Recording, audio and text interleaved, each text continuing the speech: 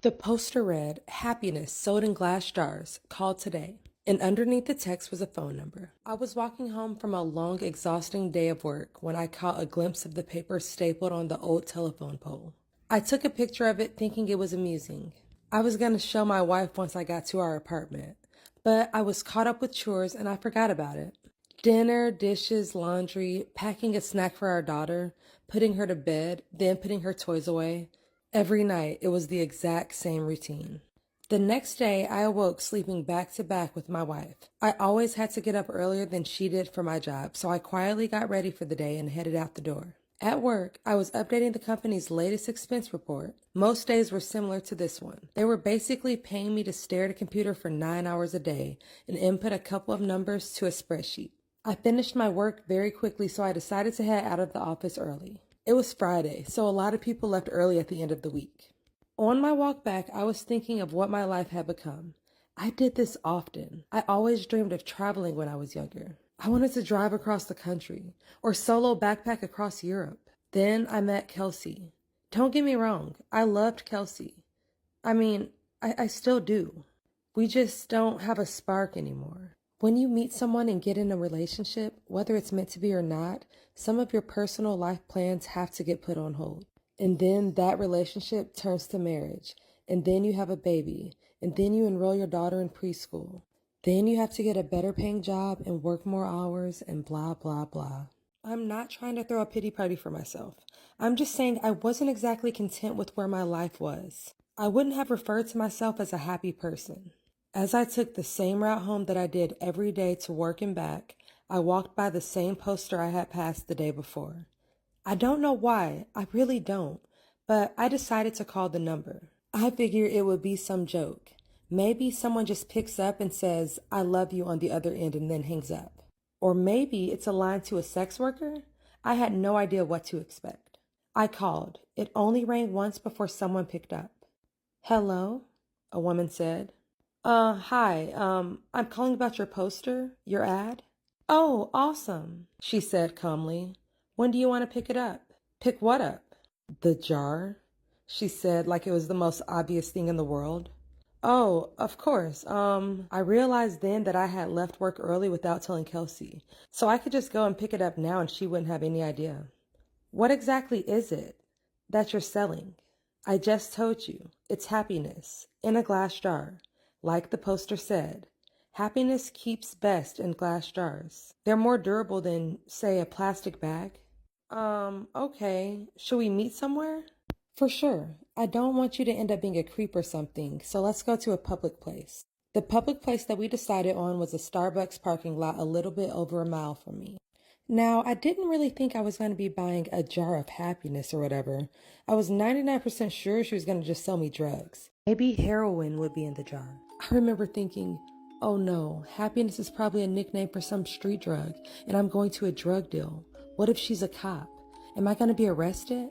But something inside me told me to keep walking, and so I did. I stood outside and texted her. "I'm here." "Cool, be there in a sec." "What are you driving?" "Silver Camry." And as her final text came through, I saw her car pull in. She took a spot not too far from where I stood. I could see there was no one else in the car, which put my kidnapping fear to rest. She opened her door and stood on the pavement, looking around until her eyes met mine. I gave her a little nod of acknowledgement. She simply responded by waving her hand, gesturing for me to come to her car. So I did. She was young, maybe mid-20s, with curly golden hair. Her skin was pale and contrasted with the all-black outfit she was wearing. I thought she looked like Glinda the Good Witch from The Wizard of Oz had put on the Wicked Witch's clothes. "Nice day out," she said as a greeting. "Oh yeah, it is. Hadn't really paid attention to it." "You were the one that called about the jar, right?" "Yeah, that was me." "Cool. Well, here you go." She handed me a very small glass mason jar. It couldn't have been more than 2 inches tall, but inside of it was a light. Not a light bulb, just light. It was like someone bottled up sunshine. It glowed even in the mid-afternoon daylight. It looked like a tiny sun, or a tiny universe existing in this little crystal-walled home. I was admiring it with no attempt to hide the awe on my face. "Pretty rad, isn't it?" What is it?" You've asked that like 3 different times, I think. My answer is still the same. It is happiness. Happiness in a glass jar. What do I do with it? Keep it, she said simply. If you have any problems, just shoot me a text. She started to get into her car. Wait, I said. I thought you were selling this. How much is it? Don't worry about it, man, she said with a smile. You'll pay.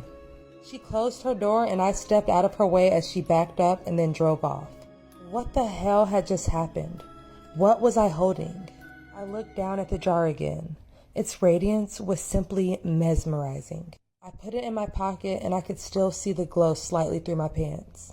I began to walk home. What was just a warm, sunny day quickly changed into a rainy one with clouds wrapping the sky. It wasn't forecasted that it would rain or else I would have ridden the bus that day. I jogged home trying not to get drenched. I finally found shelter once I made it to my apartment building. I walked up to the door and found that my key wasn't on my key ring anymore. Shit, I can't believe I lost it again, I thought. I knocked on the door and said in a somewhat loud voice, "Hey babe, it's me. I don't know what happened to my key." I heard the door being unlocked from the other side. When the door opened, I was greeted by a large, heavy-set man with greasy, unkempt hair. He said, "I think you got the wrong door, bud." "Oh," I said, disoriented.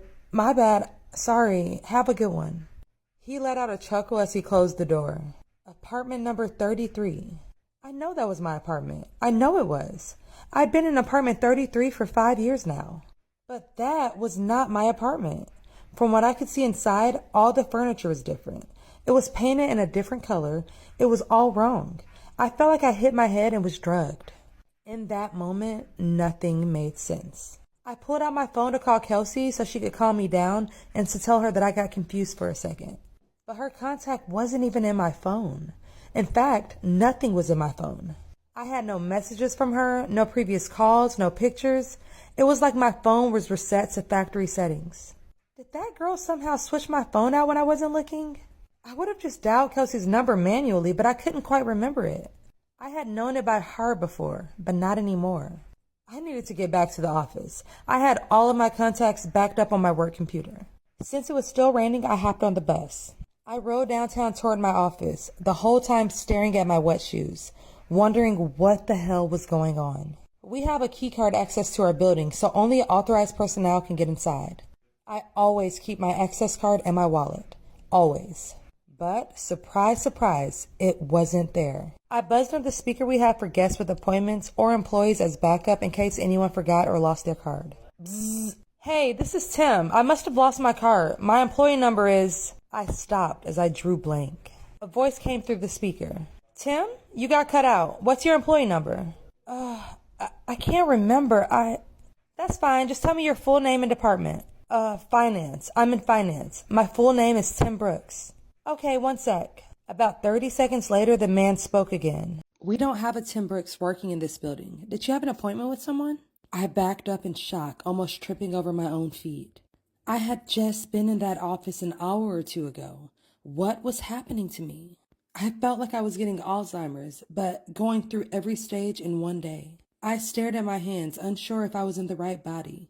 I felt like the world around me was disintegrating.